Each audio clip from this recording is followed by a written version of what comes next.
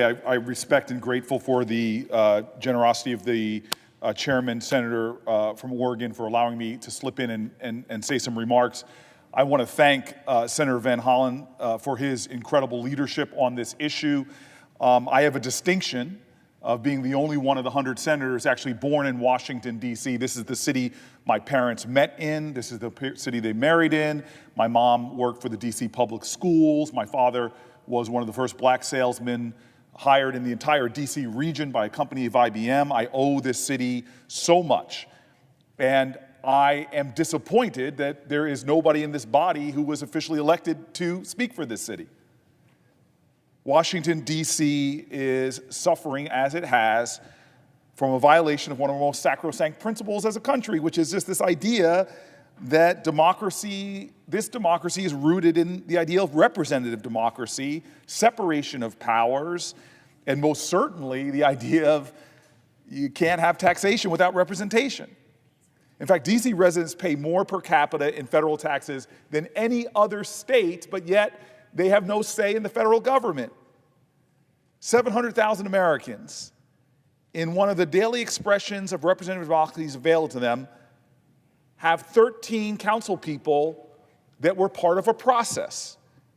As was said already by my colleague, the council members completed a monumental task, modernizing a 120-year-old D.C. criminal code to make it more consistent, clarifying conflicting provisions, and bringing it in line not just with current best practices reflected in the majority of states' criminal codes, but trying to address the urgencies of the moment where you have a city that is deeply concerned about the crime in its communities.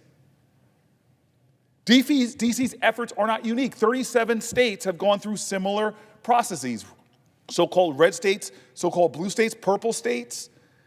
And the process was spearheaded, as my colleague said, by an independent D.C. Criminal Code Reform Commission, which was a nonpartisan agency that was very representative of prosecutors, victims' rights advocates, and all of these non-political people came and unanimously endorsed what we have before us today. Now, the first time any partisan politician got involved was the city council just voting to confirm this unanimous, nonpartisan body's recommendations. That process is what the Republican leader said, oh, looks like what they did, they're in need of adult supervision. I mean, think about how patronizing and paternalistic that is for this body not being any part of this process, now suddenly saying they need adult supervision as if they are children. The DC's criminal code was about keeping DC safe. It's what the prosecutors involved said. The U.S. Attorney's Office said, we need to do this to create a safer city. Because the confusion in the code, the lack of having criminal penalties at all for certain crimes, all of these things opened up opportunities for D.C. not to have the security they want. So this is about D.C.'s safety.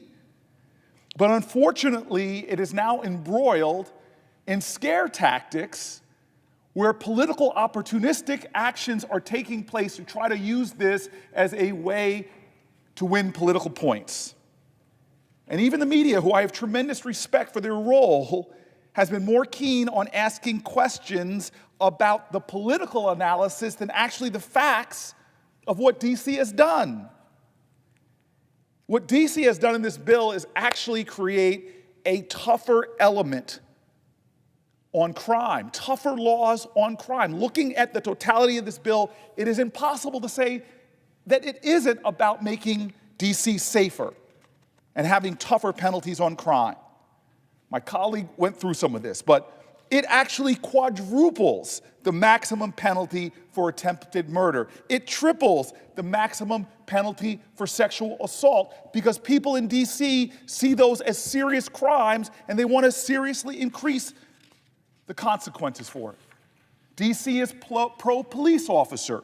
And so what did they do? They doubled the maximum penalty for misdemeanor assaults on police officers, and they increased by 40% the maximum penalty for felony assault on a police officer. Washington, D.C. knows that there's too much gun violence and they need to take action against it. So it quadruples the maximum penalty for possession of assault rifles, for ghost guns, for restricted explosive devices. I know the NRA doesn't want laws like this, but D.C. residents do. It doubles the maximum penalties for possession of a firearm or a bump stock. Tougher laws on guns, more serious penalties. DC's criminal code actually modernizes and creates new categories of offenses that aren't currently crimes. It creates new offenses for negligent homicide. It creates new offenses for reckless endangerment with a firearm. It creates new offenses by expanding liability for sexual assault, including the sexual abuse of a minor. It expands liability for possession of sexual images of children. This is a city that came together that said, we want to protect our children. We want to protect sexual assault victims. We want to better protect our police officers. We want to better protect people from murder. But no, this body now, in a rush of politics, is going to prevent a city from protecting itself. It actually increases protections for domestic violence victims. It criminalizes strangulation as a felony, which is currently very difficult to even prosecute. In fact, every state but South Carolina has closed this loophole, but this body is going to stop them from doing it today. It criminalizes non-sexual conduct as a felony and quadruples the maximum penalty. It helps victims of domestic violence better obtain civil protection orders because the current law lacks clarity and makes it very hard to do this. Let me say this again. By rejecting this law today, by voting against this, people in the name of being tough on crime are actually the people that are preventing a city from better protecting itself, better protecting its children, its sexual assault victims, its police officers. I mean, think about that. I have not, in my 10 years in the Senate, seen such a distortion of facts, such a misrepresentation of what something is. The RCAA sets new maximum penalties for armed carjacking. My friend talked about that.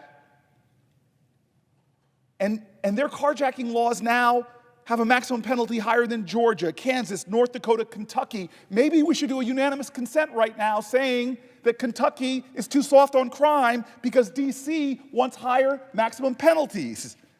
It sets new maximum penalties for unarmed carjacking, higher than Georgia, higher than Iowa, higher than North Dakota, higher than Tennessee and Kentucky. The very senators coming down here to criticize laws, senators from Tennessee I've seen today, from Kentucky, from Iowa, actually their states have lower maximum penalties than what D.C. is trying to do, but they're going to stop D.C. from doing it.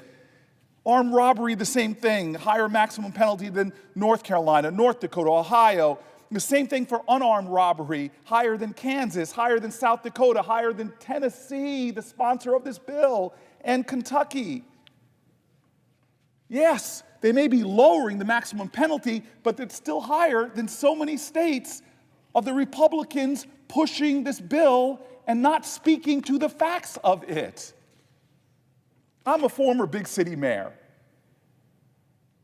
And there are communities like Washington, D.C., all over this country that are trying to fight crime. Many of them have significant numbers of African Americans as a percentage of their population who have higher rates of victimization. Those cities are grappling with this. They feel a sense of urgency. That's why this bill actually is raising penalties, putting in new criminal law statutes, and making sure that so many of their laws are tougher than even many of the red states like Kentucky and Tennessee here. That's what happens in a city that has elected representatives that know their number one job is to protect the community because those communities often are being more victimized than senators and their families are in their states. Give D.C.